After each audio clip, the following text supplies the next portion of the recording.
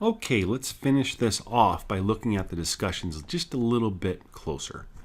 As we saw in the last video, I can click on a discussion and I can do my initial post right here. But if I want to actually reply to other people, I have to go to the discussion. I'm a big fan of productivity. I want to get things done quickly. I don't want to go clicking 5 times when I can click once or twice. So I'm going to come up back to the content, and we'll actually go down and pick one of the discussions a little bit further along in the class. And here we can see, okay, I have my initial post, but I can't really see anything else that anybody's done.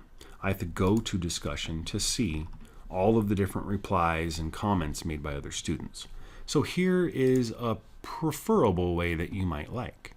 If you're on the content page and you want to participate in your discussion, instead of clicking on it and then going in and having to click again to get to the discussion, remember the ellipses. All of your discussions will have these, which has a quick link to go to discussion.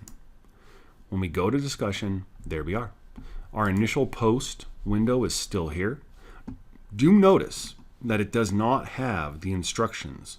So this isn't necessarily the way that you would want to go if it's your first post, because you want to see what are the different instructions for this particular discussion.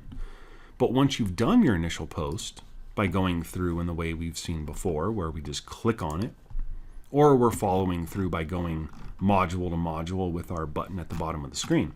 Once we've done the initial post and we're coming in later that week for our replies, it is much easier and much faster to click on the ellipses and go to the discussion. That'll bring us right to the page. We'll have all of the different replies and your posts as well, so you can go in and see what people have said. It has some filtering, so we can go oldest first, newest first, most replies.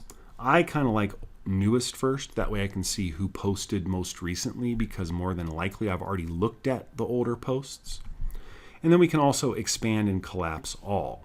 That won't do much unless there has been a little bit of activity in these discussions. So if we come back and look at, I believe the introduction discussion has a little bit more going on, we can see that there have been replies, multiple replies to different discussion posts. So when I collapse all, it'll fold up all of these different replies. So we can see 0, 0, 2, and I can click on individual ones to open them back up, but I can also click up here to expand or collapse all. But that's a much quicker, I think more efficient way to get into your discussions once you've done the initial post. That way you don't have to go into it, then click again to get where you need to be. You can be on the main landing page and just know, oh, hey, it's Thursday, Friday, and I need to go in and look at what people have been doing in that discussion post so I can be participating and make sure I'm really being active in this community. And I can come up here and I can click go to discussion.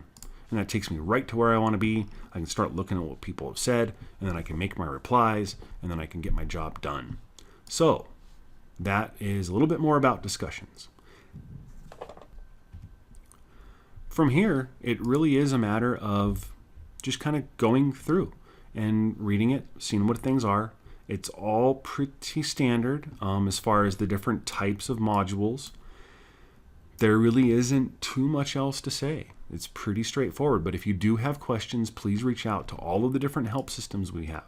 In the Getting Started, they're always listed.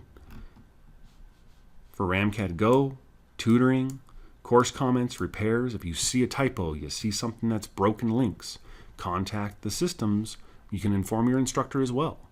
You can quickly come up here to your bubble and say messages, and then make a new one and send it to your instructor and let them know, hey, the link in module 2, project 1, whatever it may be called, isn't working. So could you please address that so I can get my work done and be amazing?